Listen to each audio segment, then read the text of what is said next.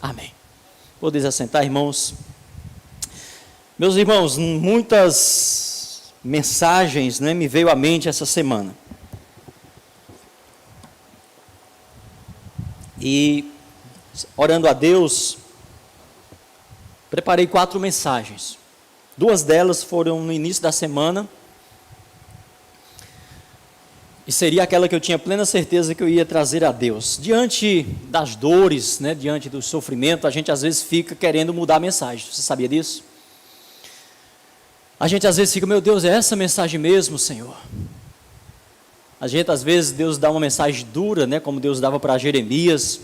E Jeremias lá no capítulo 20 dizia, não vou levar essa mensagem não. O povo está sofrendo, o povo está gemendo, o povo está querendo ouvir palavra de paz, palavra de conforto. O povo está querendo ouvir dizer que Babilônia não vai invadir Jerusalém. Hein? Sabe, irmãos, aí eu sei que muitos irmãos, e aí eu ficava essa semana pensando, meu Deus, talvez quando eu pregasse essa mensagem, os irmãos, mas pastor, ao invés de pregar uma mensagem para animar os irmãos que estão no hospital, que estão sofrendo, pastor, vem falar sobre uma mensagem dura dessa, pastor, vem falar sobre o juízo de Deus. Sabe, irmão, isso me angustiou tanto essa semana.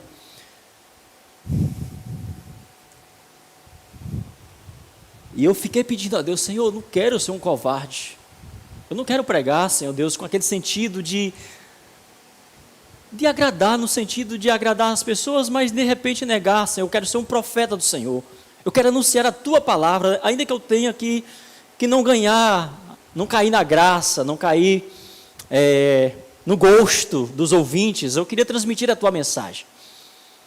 Mas eu pedi a Deus, Senhor, mas eu queria que o Senhor me ajudasse essa semana, poderia estender um pouquinho mais. Meus irmãos viram que até eu postei aquela mensagem sobre Lucas 21, e eu não vou pregar essa mensagem hoje. Uma mensagem que Deus me deu, que eu creio que é muito poderosa da parte de Deus, muito importante para a vida da igreja. Mas aí, diante dos pedidos de oração, diante da situação, eu fui orar, Deus, me dá uma outra mensagem para esse momento. E essa mensagem especificamente que eu pedi naquele momento, ela vai ser transmitida a Deus, à noite, que é não temas. Samuel vai até cantar hoje à noite o louvor do Logos, Meu servo, não temas, pois eu te escolhi. Então nós vamos pregar hoje à noite sobre esse tema, não tema. E vai estar exatamente sendo colocado em lugar da mensagem que eu ia transmitir em Lucas capítulo 21. E a outra mensagem que eu ia estar pregando nessa manhã, e eu mudei, e que eu vou provavelmente estar pregando no próximo domingo, que é, Senhor, converte-me e serei convertido. Converte-me e serei convertido. Provavelmente seja a mensagem no próximo domingo pela manhã. Mas nesta manhã eu queria falar para os irmãos sobre a majestade do Senhor. E dentro desse texto, a majestade do Senhor, não tem como não falar também do juízo de Deus contra aqueles que tomam a palavra de Deus na sua boca, mas não é fiel para com o Senhor. Mas não são autorizados por Deus ou dignos de conduzir ou de falar em nome de Deus. E aí eu quero que os irmãos abram as suas Bíblias no Salmo 50. Estou lendo a Bíblia de Gênesis e estou no Salmo. E quando cheguei no Salmo 50, eu fiz a minha devocional, li esse Salmo e senti no coração também preparar uma mensagem no Salmo 50. Vamos ler. São 23 versículos. É o Salmo de Asaf.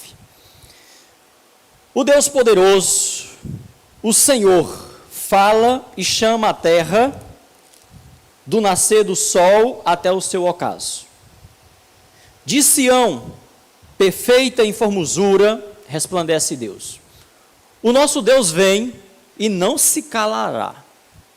Adiante dele um fogo consome, e a grande tormenta ao redor dele. Chama os altos céus e a terra para julgar o seu povo. Congregai os meus santos. aqueles que fizeram comigo uma aliança com sacrifícios, e os céus anunciam a sua retidão, pois Deus mesmo é o juiz. Ouve, povo meu, e eu falarei, ó Israel, e eu, Deus, o teu Deus, testemunharei contra ti. Não te repreendo pelos teus sacrifícios ou holocaustos, que estão de contínuo perante mim.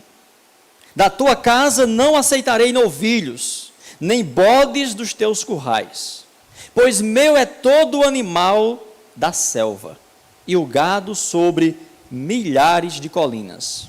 Conheço todas as aves dos montes, e é meu tudo o que se move no campo.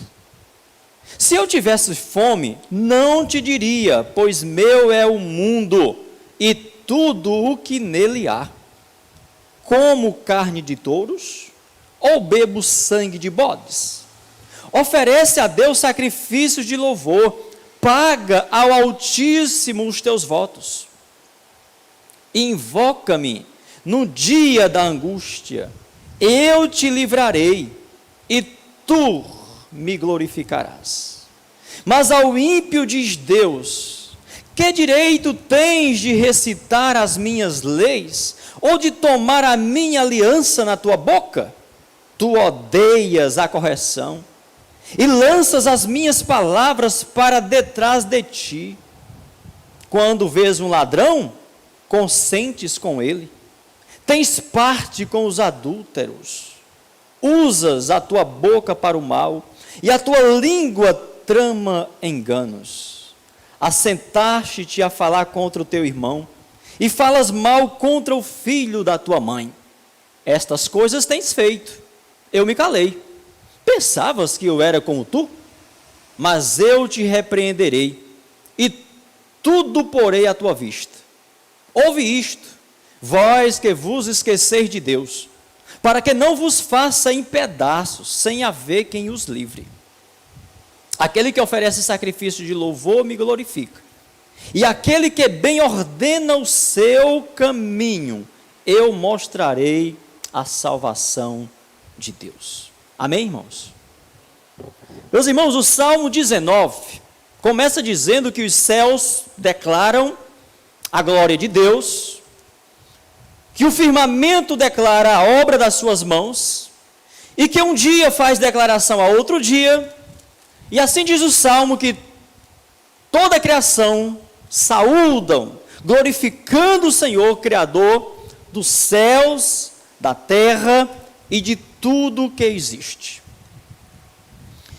No diálogo de Deus com Jó, Deus fala para Jó, no capítulo 41, versículo 11: quem primeiro me deu, para que eu haja de retribuir-lhe? Tudo o que está debaixo do céu é meu. Paulo, ele faz uma releitura deste texto, lá em Romanos, capítulo 11. O Senhor diz mais para Jó, no capítulo 38, versículo 4: onde estavas tu, quando eu lançava os fundamentos da terra? Onde você estava? Quem era você quando eu lançava os fundamentos da terra? O nosso salmo, que nós lemos agora, o Salmo 50, começa dizendo: o Deus poderoso, o Senhor fala e chama a terra do nascer do sol até o seu ocaso. Soberania do Deus Criador. Homem algum permanecerá, meus irmãos, diante da formosura, homem nenhum permanecerá diante da majestade de Deus, se não estiver este homem purificado, limpo dos seus pecados. Porque nosso Deus vem, nosso Deus fala e não se calará. Muitos querem anular, muitos querem parar a majestade, o poder de Deus, colocando na sua própria boca, ou na boca dos seus falsos profetas, uma mensagem que Deus não autorizou levar, fazendo uso inadequado da sua palavra, como muitos falsos profetas na época do profeta Jeremias. Na época de todos os profetas fiéis, porque nós não vamos ler nenhum dos profetas fiéis de Deus, se você ler, e você vai ver na boca desses profetas uma palavra que contraria a palavra de Deus. E você não vai ver em nenhum momento da história do povo de Deus que esse povo em algum momento não estivesse realmente pecando contra Deus, desobedecendo a Deus e recebendo a devida paga, o devido castigo, a devida correção pelos seus pecados. Porque não se pode estar diante desse Deus santo se de fato o homem não estiver com seus pecados purificados. E por isso que no Antigo Testamento Deus estabeleceu os sacerdotes. Por isso que no Antigo Testamento Deus estabeleceu os altares, para que este povo pudesse ter a dignidade de estar diante de Deus. Mas eles não podiam estarem diante de Deus se eles não chegassem com o coração quebrantado, sinalizando através daqueles sacrifícios. Mas que em momento algum, aquele sacrifício, aqueles bodes, aqueles bois, aquele sangue, era a satisfação de Deus, era o gosto de Deus, era o prazer de Deus. O prazer de Deus estava na obediência, estava em eles chegarem diante de Deus, sinalizando com o melhor que eles tinham, para dizer: Deus, me perdoa, Deus, eu estou aqui em obediência ao que tu mandastes. Mas muitos se arrogavam de poder oferecer aqueles animais, de poder oferecer aquele sangue sobre o altar, como que expressando uma necessidade de Deus, como que expressando uma carência de Deus, ao invés de reconhecer que eles eram os pecadores miseráveis, e achavam que estavam fazendo muito para Deus. E aí Deus nesse salmo diz: vocês pensam, vocês têm alguma coisa para me oferecer? Porventura eu tenho fome? Se eu tivesse, você acha que eu ia dizer para vocês que eu tinha fome? Que eu sou murmurador igual a vocês? Que eu sou reclamadores igual a vocês? Vocês acham que é necessidade minha que vocês sacrifiquem os animais sobre o altar? O homem, meus irmãos, quando recebe a oportunidade, e quando abraçam essa oportunidade, no decorrer dessa caminhada, ele começa a se sentir merecedor. Ele começa a se sentir no centro das atenções. Ele começa a se sentir que é ele que está no controle. E é isso, meus irmãos, que entristece o coração de Deus. É isso que faz com que Deus venha com repreensão. Porque o homem é extremamente arrogante, é extremamente soberbo. Porque nós sabemos muito bem quem está por trás de toda a situação. Então cale-se diante dele toda a terra, diz a Bíblia, porque o nosso Deus vem e não se calará, Deus não recuará, Deus não mudará a sua mensagem. Jeremias disse: eu quisera fazer isso, eu desejei, eu queria cair na graça do meu povo, eu queria dar um alento, eu queria trazer um conforto para o meu povo, mas o meu povo, o povo de Deus não se arrepende. Está lá no capítulo 18 de Jeremias. Quando Deus fez ele descer a casa do oleiro, o povo mesmo disse: não, Jeremias, nós não vamos nos arrepender, nós não vamos nos voltar para Deus, não tem mais jeito, nós já estamos atolados e vamos continuar atolados na lama, no charco. E aí no capítulo 20, Jeremias diz: olha, eu coloquei no meu coração, não vou mais falar, mas a palavra começava a queimar no coração dele, na alma dele. Deus chama o seu povo para se congregar. Você que fez uma aliança com o Senhor, o que você está esperando para se congregar? O que você está esperando para oferecer no seu lugar santo sacrifícios de louvor? O que você está esperando? Nesse domingo, a igreja está impedida de estar aqui no seu santuário.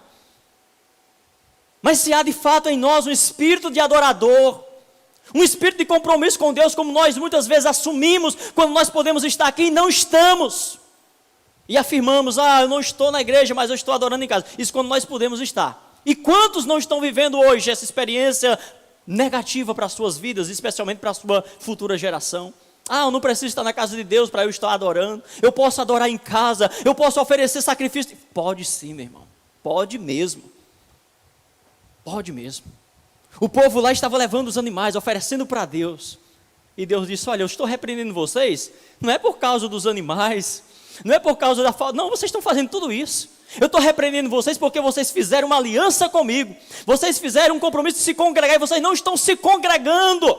Ou seja, o povo estava indo, mas não estava tendo um congregamento, não estava tendo uma aliança, uma comunhão, uma intimidade, um temor para com Deus. Então, querido irmão, amada igreja do Senhor, você não está podendo estar hoje aqui, nesse momento. Onde você está? Onde você está?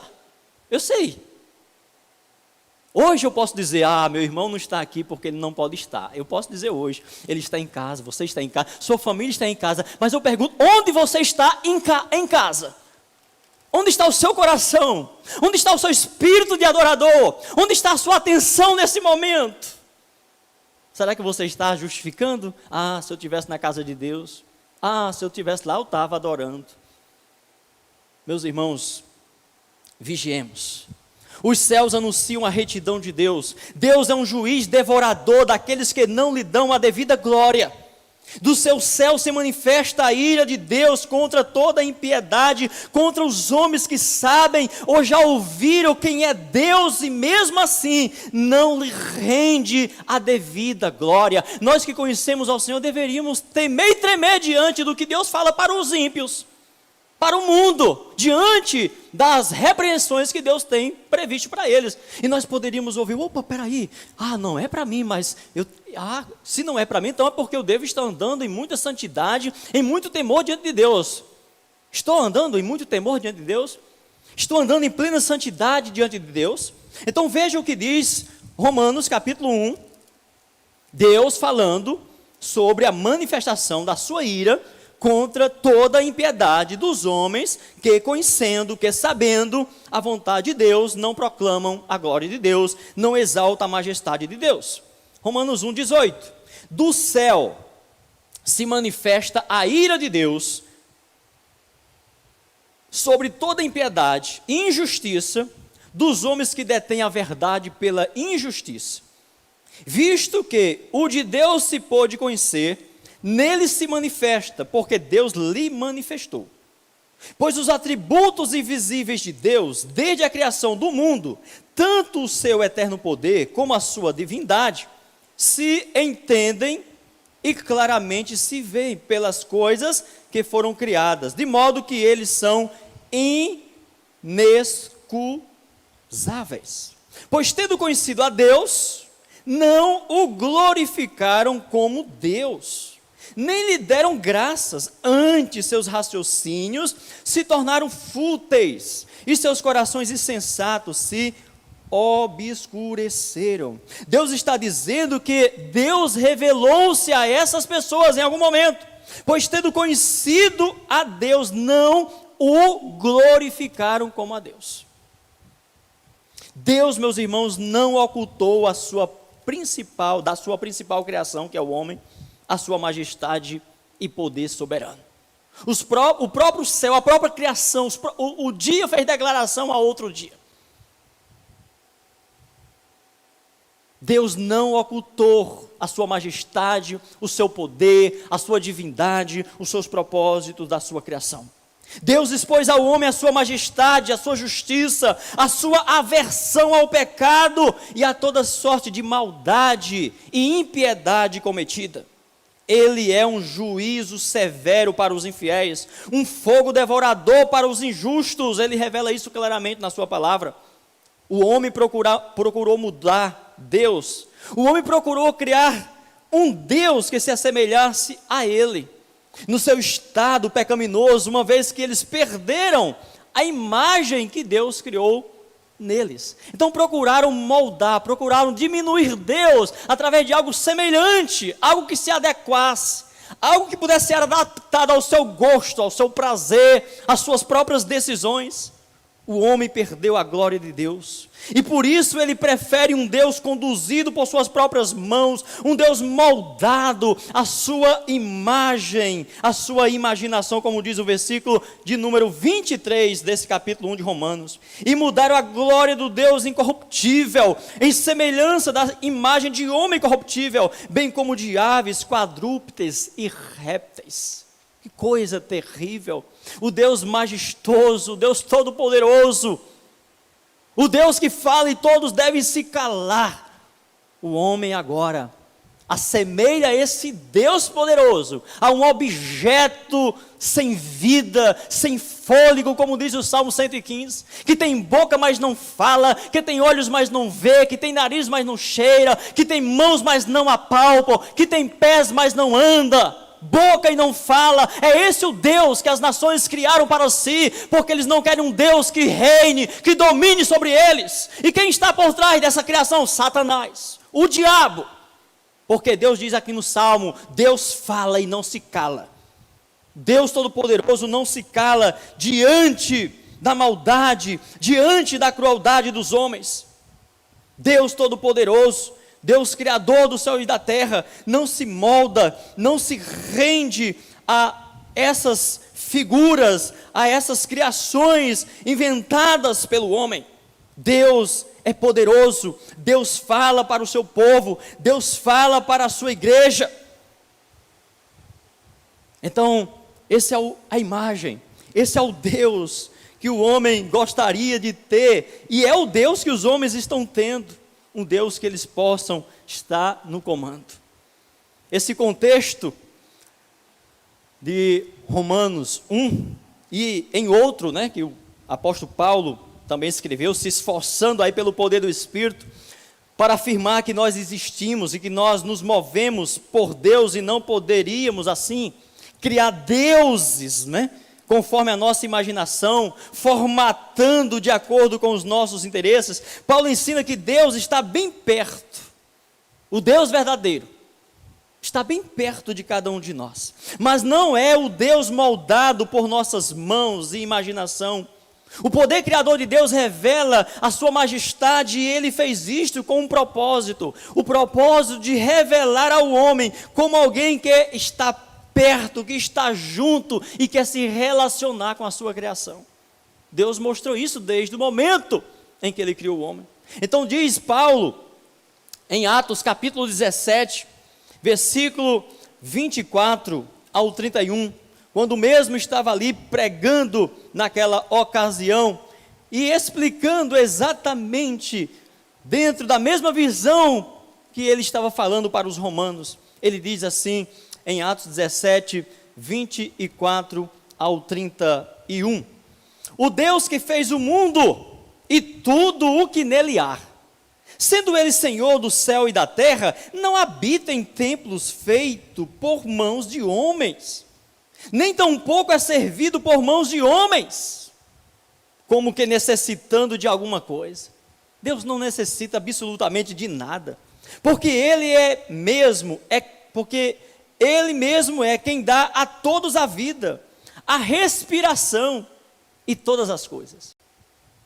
Quantas pessoas não estão querendo respirar bem agora nesse momento? É Deus que dá a respiração, é Deus que dá o oxigênio, é Deus que faz com que o nosso corpo funcione tão bem quanto nós desejamos que ele permaneça funcionando. De um só fez todas as nações dos homens, para habitarem sobre toda a face da terra, determinando-lhes os tempos já dantes ordenados, e os limites da sua habitação. Deus fez isto para que o buscassem, e talvez tateando o pudessem achar, ainda que não está longe de cada um de nós. Deus não está longe de cada um de nós, pois nele vivemos, e nos movemos, e existimos, como também alguns dos vossos poetas disseram, somos também sua geração. Portanto, sendo nós geração de Deus, não havemos de pensar que a divindade seja semelhante ao ouro, ou à prata, ou à pedra esculpida pela arte e imaginação do homem. Irmãos, imagina Paulo pregando esse sermão, imagina Paulo dando essa explicação ali, aqueles ouvintes idólatras, que eram os gregos ali, que tinham um Deus para cada situação, e Paulo dizendo, olha, não pense que Deus se assemelha a essa criação, a essa imaginação de vocês, ainda que Ele não esteja longe de vós, Ele está bem perto de vós, no entanto vocês distanciam Ele com essa imaginação fúteis. E aí Paulo conclui o seu sermão dizendo, mas Deus, não levando em conta os tempos da ignorância, manda agora que todos os homens em todos os lugares se arrependam, pois determinou que com justiça há de julgar o homem por meio do homem que ele fez levantar sobre a terra, o seu Filho Jesus. Deus, meus irmãos, é muito misericordioso e compassivo com a sua criação. Deus não leva em conta o tempo da nossa ignorância quando nos arrependemos e o buscamos. Deus não rejeita a nossa oração, mas Deus é um severo juízo, um fogo devorador com os que, mesmo conhecendo estas verdades, continuam a ignorar, a desprezar o seu amor e a sua revelação. Então, quando nós pregamos uma mensagem sobre o juízo de Deus, nós estamos pregando sobre o amor de Deus, sobre a misericórdia de Deus, sobre a bondade de Deus, porque seria uma covardia imensa pregar que Deus é somente amor, que Deus é somente passivo, que Deus não julga ninguém, que Deus não condena ninguém, quando Jesus Cristo diz claramente: temam não somente os homens, não temos homens não, ele não tem poder para nada senão para matar o físico, mas temam antes a Deus, porque Deus tem poder de matar o seu corpo e lançar a sua alma no inferno. Foi o que Jesus disse. Jesus, que é Deus cheio de amor, Jesus que é Deus cheio de graça, mas o Deus e o Jesus que as nações dizem cultuar, não é o Deus da Bíblia. Não, embora leve o nome de Jesus, embora leve o nome de Deus, não. O Deus que está por trás é o Deus da sua imaginação, é o Deus da sua criação, da sua formatação, e não o Deus que é majestoso, e não o Deus que está sentado no seu trono, e o homem deve baixar a sua cabeça e calar-se diante dele. A astúcia do homem em seu caminho pecaminoso o fez unir-se ao inimigo de Deus, o diabo. A astúcia do homem pecaminoso fez com que a sua criação, o homem criado à imagem e semelhança de Deus, o homem que Deus ama, o homem por quem Deus mandou seu filho Jesus para morrer, este homem, por conta da sua astúcia, por conta do seu afastamento de Deus, fez com que ele se tornasse amigo, com que ele se unisse ao inimigo de Deus, Satanás. Deus fez o homem perfeito. A Bíblia diz que Deus fez o homem perfeito, que Deus fez o homem como uma planta boa, para produzir bons frutos. Mas é impressionante isso, irmãos, que até o próprio Deus, claro, para expressar uma linguagem humana na nossa compreensão, Deus se assusta. Deus fica admirado: puxa, mas não foi uma planta boa que eu plantei? Não era para produzir frutos bons? Que coisa mais estranha é essa? É interessante que quando Jesus conta aquela parábola, do semeador, e alguém diz: puxa, mas não foi semeada uma boa semente? Por que nasceu essa planta terrível, espinhosa, terrível? E aí Jesus vai dizer: não, é porque à noite veio o inimigo e semeou o joio, semeou a malignidade. E foi exatamente isso, meus irmãos, que aconteceu. Deus fez uma criação perfeita, um homem perfeito, conforme a sua imagem, conforme a sua semelhança, mas quando o homem foi infectado pelo pecado, quando o diabo conquistou a liberdade do homem, quando o diabo conquistou o coração do homem, esse homem se tornou um alinhado do diabo. E aí diz a palavra de Deus em dois textos das Sagradas Escrituras, que eu quero ler com os irmãos. O primeiro dele é Eclesiastes, capítulo 7, versículo de número 29, diz assim a palavra de Deus em Eclesiastes capítulo 7, verso 29, diz assim: isto tão somente achei, Deus fez ao homem reto, perfeito, mas os homens buscaram muitas astúcias. Os homens não se conformaram, não se deram por satisfeito em se render diante do Senhor. Eles se apegaram às suas próprias astúcias, e o diabo, a serpente astuta, veio e enganou e continua a enganar o seu coração. Jeremias, capítulo 1, versículo 21 ao versículo 23, completando assim o nosso raciocínio, diz assim a palavra de Deus, Jeremias 1, do 21 ao 20, aliás, capítulo 2, versículo 21 ao 23. Eu mesmo te plantei como vide excelente, uma semente inteiramente fiel.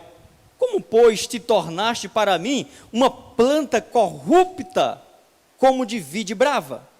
Ainda que te laves com salitre e amontoes sabão, a tua iniquidade está diante de mim, diz o Senhor Deus. Como podes dizer, não estou contaminada, nem andei após Baal? vê o teu caminho no vale, conhece o que fizeste, dromedária, ligeira és, que anda torcendo os seus caminhos. Meus irmãos, assim caminha a humanidade, afirmando e justificando que nada fez, que nenhuma maldade há. Ontem eu estava pensando sobre tudo que nós contemplamos. Não há uma pessoa, não há uma autoridade nossa, não há um canal de imprensa que toque na palavra pecado, que diga, que pontue que essa situação poderia ser resolvida se o homem buscasse mais a Deus. Nem na religiosidade pagã. É incrível. Nem na religiosidade pagã eles admitem que é que eles praticam. Não menciona a palavra pecado. Porque o que eles querem é exatamente eliminar da mente do homem a culpa. Eliminar da mente do homem a responsabilidade de assumir o dano cometido por eles e lançarem sobre Deus a responsabilidade do mal, a responsabilidade do pecado, como se fosse Deus que tivesse criado o mal, como se fosse Deus que tivesse criado o pecado, no sentido do que está acontecendo. Nós sabemos que Ele é criador, Ele é Senhor absoluto. Como disse Isaías, Deus cria o mal, mas não faz o mal. Deus criou o mal, mas não fez o mal. E não faz o mal. Até quando julga, até quando repreende, Deus está fazendo o bem. Ontem eu ouvi uma mensagem do Armando Filho, Armando Bispo, da Central, sobre perdão. Por acaso, o que eu estava pesquisando? Estava pesquisando alguma coisa e me dei.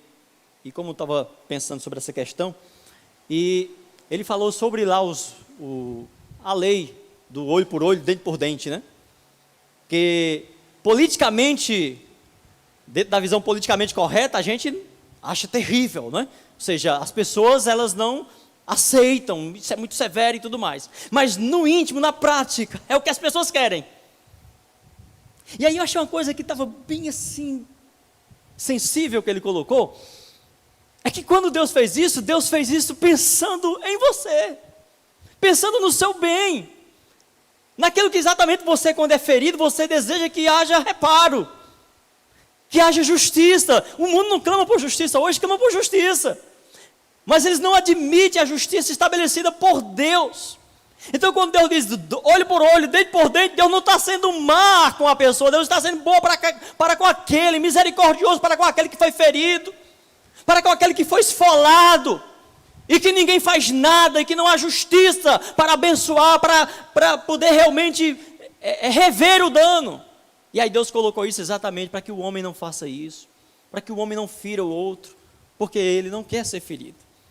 Achei bem interessante, uma coisa bem palpável, bem nossa, mas que às vezes a gente sempre olha com aquele olhar do politicamente correto. Ah, não, o amor, a misericórdia, então você quer realmente que vá acontecendo e você vai só deixando, não quer que tenha justiça. Agora, quando eles querem justiça, eles pendem a justiça sempre para o lado em que eles querem realmente distorcer da palavra de Deus. O homem na sua religiosidade, desprovido de conversão, quis condicionar Deus às mesmas necessidades deles. Como diz aí o Salmo 50, versículo 8 ao 13. Deus diz que a sua repreensão não é por conta dos holocaustos e sacrifícios que eles traziam ou deixavam de trazer perante Ele. Nada do que eles traziam perante Deus era deles mesmos. Tudo era e é de Deus. Deus não tem necessidade, Deus não tem carência. Deus nunca aceitou ou se deleitou em carne e sangue de animais. Deus se deleita em nossa obediência, em nosso louvor sincero, que de fato pode ser feito em nossa casa, em nosso lar, aquele louvor, aquele momento de adoração. Às vezes a gente, nós não temos esse problema aqui, mas é possível que já tenha acontecido. Mas as pessoas às vezes reclamam: eu não tenho oportunidade de louvar a Deus, eu não tenho oportunidade de ir lá na frente, de ministrar um louvor. Por quê? Só à frente, só estando aqui à frente, Deus recebe? Será que eu não posso ministrar um louvor lá na minha casa e Deus receber, se deleitar com o meu louvor, com a minha adoração? Por que eu quero estar na frente? Por que eu reclamo de repente, a igreja deveria dar oportunidade para todo mundo estar na frente cantando? Eu deveria estar lá. Mas nós fazemos isso, né? Enquanto alguém está aqui dirigindo louvor, a gente está louvando, adorando, exaltando a Deus. Nós não devemos desejar, irmãos, primazia, destaque, não. A não ser que você realmente recebeu de Deus o dom para abençoar, para estar conduzindo, aí é diferente. Você não pode ocultar, não, você não pode esconder seu talento, não. Agora, você desejar estar à frente só porque eu quero ser visto, eu quero mostrar que eu sei também, que eu sou capaz, aí já deixou de ser louvor, de ser adoração. Deus nunca aceitou, meus irmãos, ou se deleitou em carne e sangue de animais. Deus se deleita em obediência. Desculpem. A religiosidade vazia de obediência e de conhecimento e de reconhecimento da soberania e do poder de Deus tende a querer diminuir Deus as suas oferendas. Vamos ler Miqueias capítulo 6. Miqueias capítulo 6, versículo 3 ao versículo 8, diz assim a palavra de Deus: Ó povo meu, o que é que tenho feito? E em que te enfadei? Responde-me. Certamente te fiz subir da terra do Egito, e da casa da servidão te remi. Enviei adiante de ti a Moisés, Arão e Miriam. Povo meu, lembra-te da consulta de Balaque, rei de Moabe, e do que lhe respondeu Balaão, filho de Beor, desde Sitim até Gilgal, para que conheças a justiça do Senhor. Com que me apresentarei ao Senhor, e me inclinarei ante o Deus excelso? Virei perante ele com holocausto, com bezerros de um ano? Agradar-se-á o Senhor de milhares de carneiros ou de miríades de ribeiro de azeite? Darei o meu primogênito pela minha transgressão? O fruto do meu ventre pelo pecado da minha alma? Ele te declarou, ó homem, o que é bom e o que é que o Senhor pede de ti, senão que pratiques a justiça, ames a misericórdia e andes humildemente com o teu Deus. É isso que Deus pede de nós. E quando Deus pede de nós justiça, humildade, para que a gente ande em temor diante de Deus, Deus não está anulando a prática da vida religiosa do cristão, do crente. Quando o texto diz que Deus não habita em templos feitos por mão de homem, Deus não está dizendo, olha, eu não preciso estar no templo. Quando Deus diz que não se deleitava na ocasião dos holocaustos, Deus não está dizendo, deixe de trazer os holocaustos. O povo deveria continuar trazendo, porque era um mandamento de Deus. Mas o povo, meus irmãos, querem sempre torcer a palavra de Deus para justificar os seus pecados, os seus desvios, os seus teologismos, né? Ah, não, eu fiz uma pesquisa, eu estudei, e agora eu cheguei, eu fui muitos anos enganado pelo pastor, pela igreja, esse tradicionalismo, esse modo de adorar a Deus, não, o modo certo que eu descobri agora é esse aqui, e ficam criando essas situações, mas o que está por trás, meus irmãos, é a desobediência a Deus. É o falso culto que sempre foi praticado. Essas verdades, infelizmente, a maioria acabam não entendendo. O justo invoca ao Senhor no dia da angústia, e Deus o ouve. Se este tempo estiver sendo um tempo de angústia para você, meu irmão, o que você está esperando para invocar o nome do Senhor? É o que diz aqui o Salmo. Deus rejeita a falsa religiosidade, Deus rejeita esses falsos sacrifícios, mas se o justo me invoca no dia da sua angústia, da sua peleja, Deus está pronto para ouvir. Agora, Jesus diz que nem todo que me diz Senhor, Senhor entrará no reino dos céus. E por quê? Porque são ímpios pronunciando a palavra de Deus, são ímpios recitando a palavra de Deus, com a palavra de Deus na sua boca, mas não no coração. Deus não tem por inocente aquele que toma a sua palavra na boca, mas não anda de acordo com as exigências da sua palavra. E ímpio não é só aquele que está na impiedade do mundo, muitas vezes está dentro da igreja, recitando a palavra, mas não vive a vida que Deus assim quer que viva. Por isso diz Tiago, capítulo 2, versículo 12, falai de tal maneira e de tal maneira procedei. A Bíblia nos diz, meus irmãos, que não há nenhum justo, nem sequer um. A Bíblia diz que todos se extraviaram e juntamente se fizeram inúteis. Não há quem faça o bem, não há nenhum sequer. Mas a Bíblia diz que o justo Jesus morreu pelos injustos, e os que crerem são justificados de seus pecados. E quando alguém é justificado dos seus pecados, Deus olha para essa pessoa, e quando ele olha para essa pessoa, ele vê Jesus à frente dessa pessoa, justificado, filtrado pelo sangue do Cordeiro. Você imagina, você está por trás aqui, Deus olha, está clamando. Quando Deus olha, imagina, ele contempla o seu filho Jesus. Porque é esse o sentido de intercessão. Esse é o sentido que diz que Jesus está à destra de Deus intercedendo por nós. Não é que Jesus esteja lá, Pai, olha, Pai. Não é. É que quando eu clamo, e aí Deus estende o seu cetro para mim. Ele contempla o justo Jesus. É por isso que ele nos atende. É por isso, meus irmãos, que é importante nós conhecermos a palavra de Deus e nos apropriarmos da palavra do Senhor.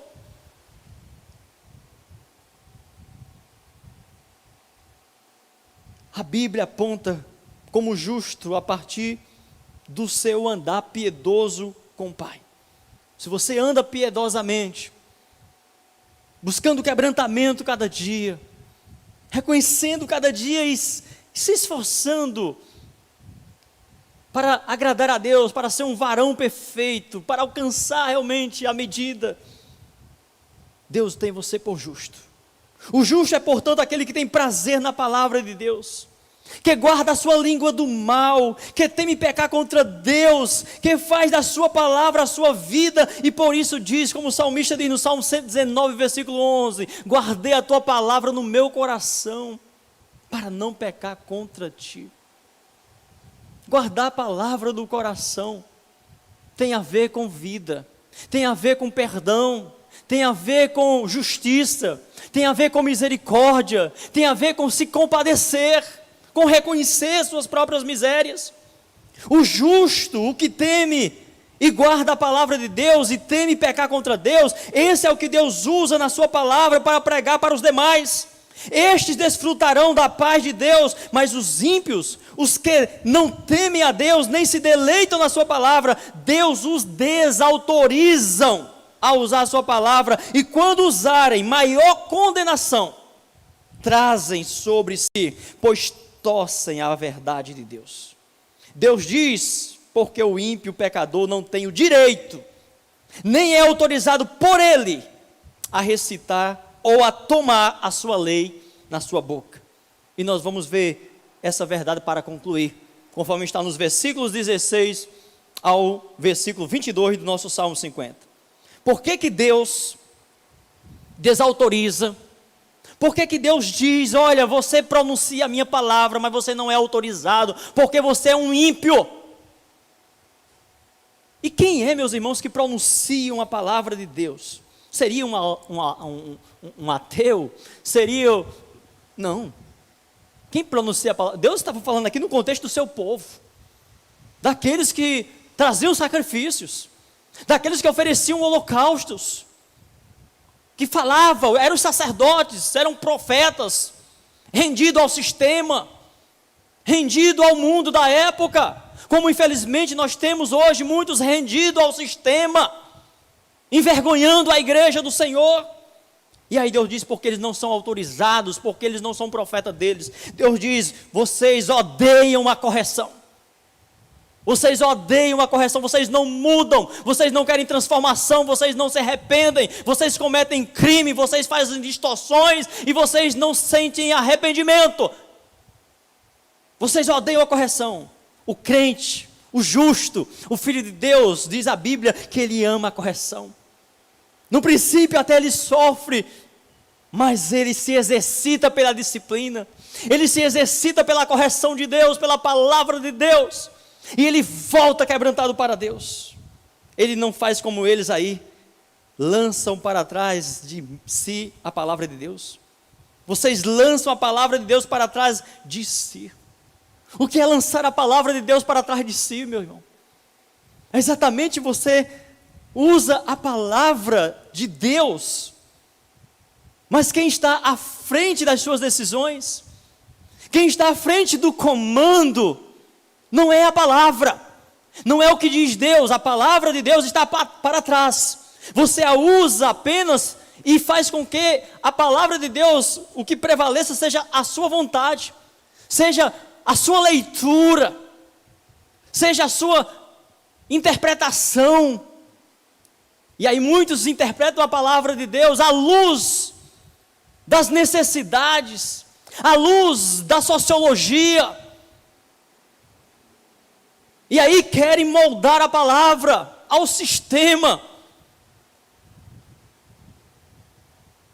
como se a palavra não fosse suficiente por si mesma. O crente guarda no coração, ao invés de lançar para trás de si. O crente tem a palavra de Deus como guia. Esse é justo.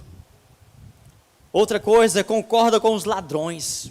Vós sois ímpios, vós concordam com os ladrões. Vós está, juntinho com os ladrões.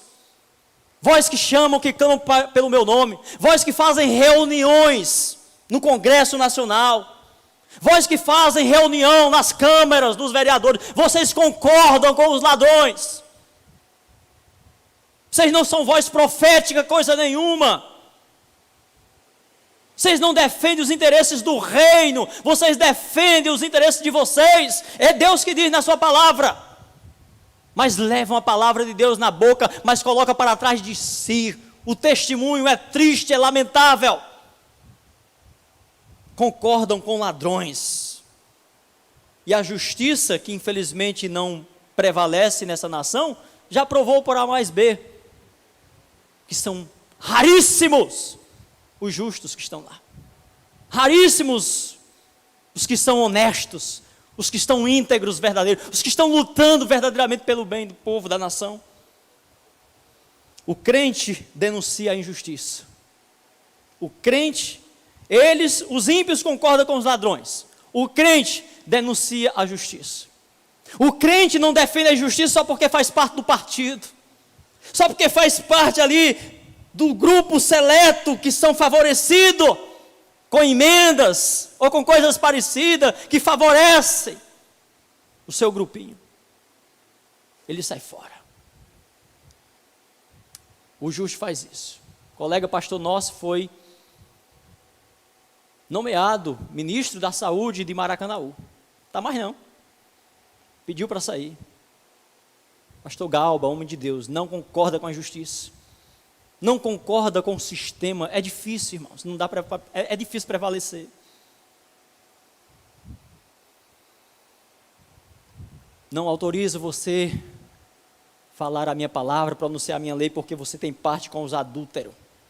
Está aí no texto. Você tem parte com os adúlteros. Você adultera. Você concorda com os adúlteros. O crente é fiel ao seu cônjuge. Usa a palavra para falar mal do próximo. O crente abençoa o seu próximo. Mas esses usam a própria palavra para falar mal do próximo. Para condenar o próximo por causa dos seus interesses. Por causa de estar ali com aliança com o sistema. Trama enganar as pessoas. O crente sofre antes o dano. Ele não entra para enganar as pessoas, para poder lhe preservar. Eu vou cometer aqui esse engano aqui e tal, para eu poder me resguardar. Não, ele sofre antes o dano. Fala contra o irmão. O crente preserva a vida do irmão e não entra em demanda com ele. Então, queridos, Deus diz o seguinte no final do texto: tudo isto tu tens feito. Tudo isto tu tens feito e eu tenho me calado. Olha que coisa interessante. Tudo isso tu tem feito. Olha, tu tem parte com ladrão, tu fala mal do irmão, tu concorda com os adúlteros, tu é injusto, e eu tenho me calado. E sabe o que tem acontecido? Tu pensas que eu estou concordando contigo. Olha como o pecado, irmãos, ele é tão cruel, tão terrível, que o sujeito, a sujeita, chega a pensar, eu estou fazendo essa manobrazinha aqui, né? Puxando daqui, mas eu estou abençoando alguém, eu estou até dando um dízimozinho na igreja, estou até dando uma oferta, então está tudo bem, está tudo tranquilo, olha, não está acontecendo nada, nem peguei Covid, estou saudável, estou bem, minha família está bem, está protegida. Irmãos, o pecado leva o homem a fazer isso. O cara está lá no adultério, pecando, traindo a mulher,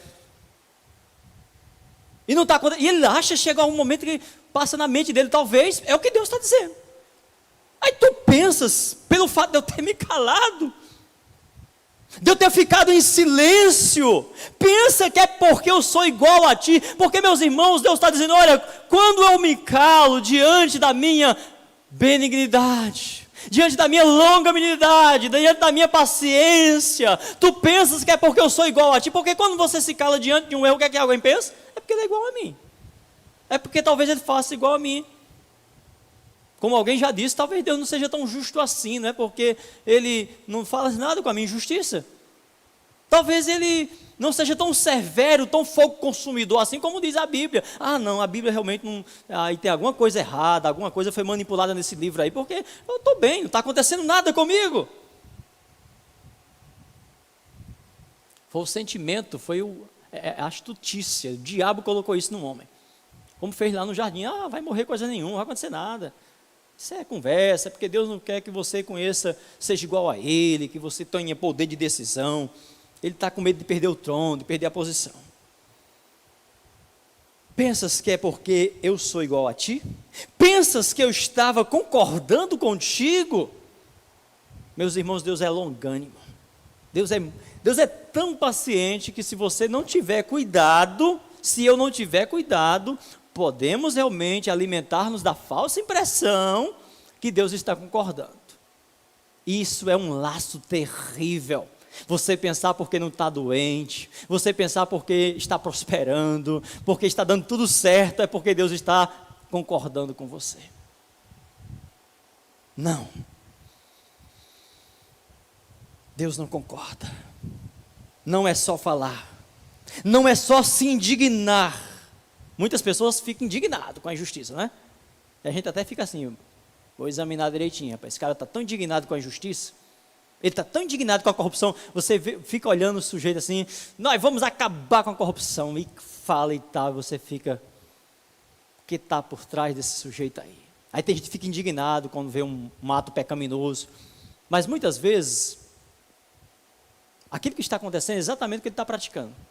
Alguém está conduzindo os seus pecados, a sua injustiça, como ele não tem caráter, como ele não tem realmente dignidade para combater em si, então é tão terrível o ato pecaminoso que quando ele vê caminhando em outros pés, ele quer fazer justiça.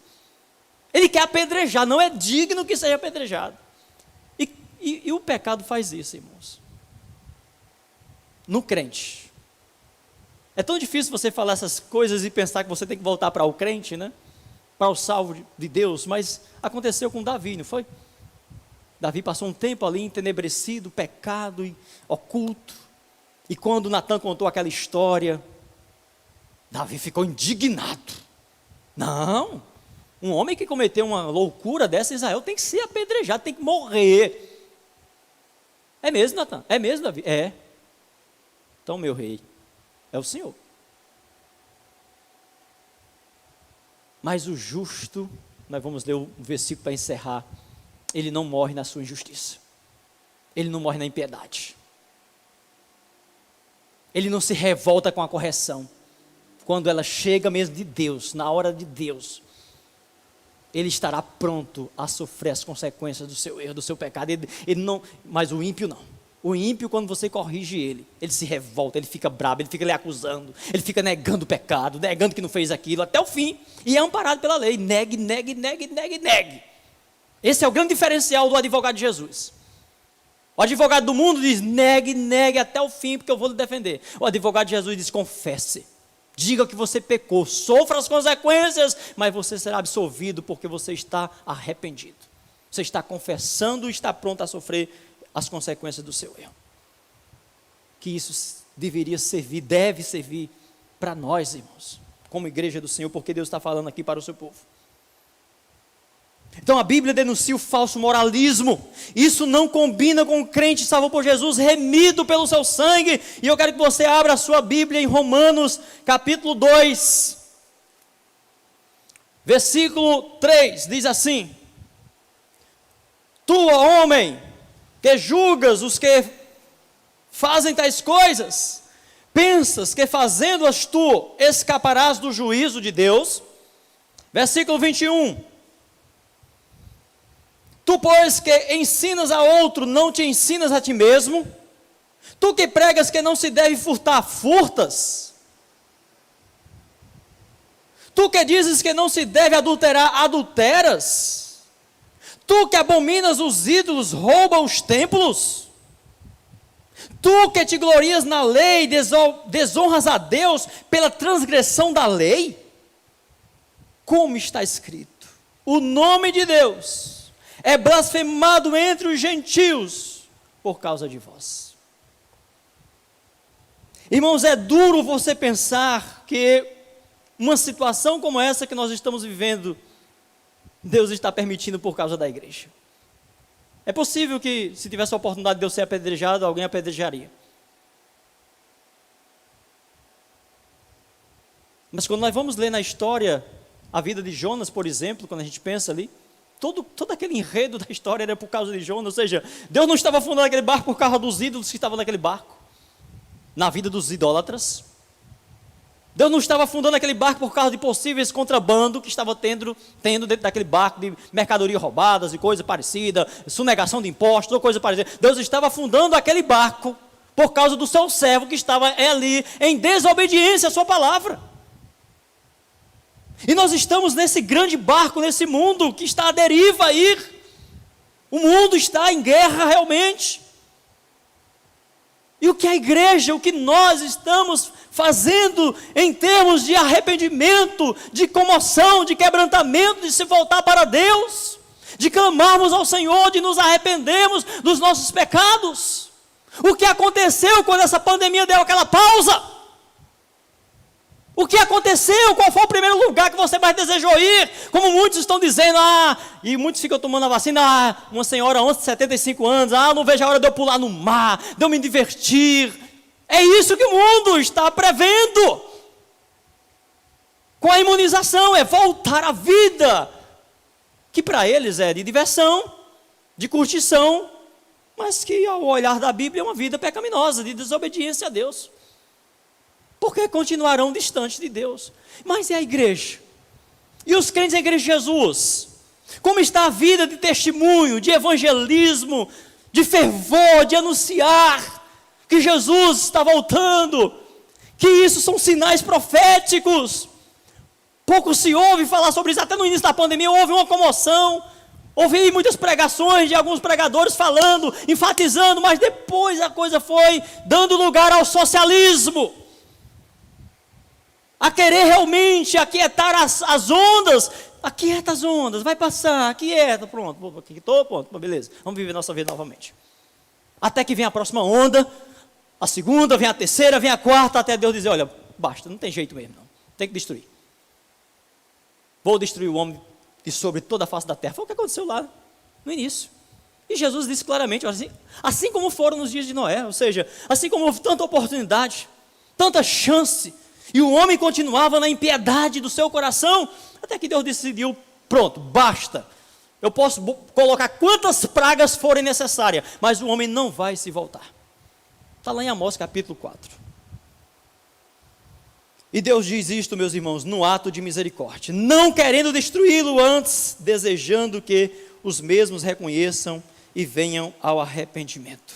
Versículo 22 fala isso. Ouvi isto, vós, que vos esquecestes de Deus, para que não vos faça em pedaços, sem haver quem vos livre. Vós que esqueceste de Deus, se arrependam antes que Deus despedace em vocês, sem haver quem o possa livrar. Não há quem possa livrar alguém que está sob o juízo de Deus. Deus valoriza, meus irmãos, e visita aquele que ordena o seu coração, o seu caminho. Eu mostrarei a salvação de Deus. O justo, mesmo distante de Deus, é visível em sua vida a conduta de atos de justiça, da justiça de Deus. Pois mesmo longe, a luz de Deus está ainda nele, e sempre haverá tempo de arrependimento, mas o mesmo não se pode dizer dos ímpios. E eu encerro lendo o Salmo 32, versículo 5 ao versículo 9, que nos mostra a bondade, a misericórdia do Senhor para com aqueles que voltam para o Senhor, como voltou o seu servo Davi. Salmo 32, versículo 5 ao versículo 10. Confessei-te o meu pecado, e a minha maldade não me encobri. Disse: confessarei ao Senhor as minhas transgressões, e tu perdoaste a culpa do meu pecado. Pelo que todo aquele que é santo orará a ti, há tempo de te poder achar. Até no transbordar de muitas águas, estas a ele não chegarão. Tu és o lugar em que eu me escondo. Tu me preservas da angústia e me cinges de alegres cantos de livramento. Instruir-te-ei e ensinar-te-ei o caminho que deves seguir. Guiar-te-ei com os meus olhos. Não sejais como o cavalo ou a mula, que não tem entendimento, cuja boca precisa de cabresto e freio, ou não virão a ti. Muitas são as dores do ímpio, mas o constante amor do Senhor cercará aquele que nele confia. Amém? Então confia no Senhor, meu irmão, e mesmo que você por algum motivo que é seu mesmo, que é meu mesmo, tenhamos andado distante do Senhor, Deus está dizendo: o que está esperando? Por que não voltar? Por que não se arrepender? Se esse é o tempo apropriado para nós nos voltarmos para o Senhor. Que Deus em Cristo Jesus abençoe a sua vida, e que logo mais, a partir das 17 horas, você esteja aí na sua casa, convidando seus familiares, seus irmãos, e tendo a oportunidade até dos seus familiares que estão doentes em casa ou no hospital, ouvir a mensagem de logo mais às 17 horas. Faça isso, porque Deus tem uma palavra de ânimo, de força, de encorajamento para aqueles que estão moribundos, doentes, desanimados, até mesmo aqueles que não estão contaminados com o vírus, estão amedrontados, estão com medo. Jesus diz: não tema, não tema, eu estou com você. Vamos orar. Senhor Deus, nosso amado Pai, em nome de Jesus, obrigado, meu Senhor, por esta manhã maravilhosa aqui na tua casa, na tua santa presença, Pai. Obrigado pelos teus servos que nos deram toda a assistência nesta manhã aqui, na transmissão do culto, nos louvores, nos instrumentos. E agora, Paizinho, nos leva de volta para os nossos lares, guardados por tua mão santa, e nos traga logo mais às 17 horas. Nós te oramos e te agradecemos em nome de Jesus. Amém. Deus abençoe a sua vida.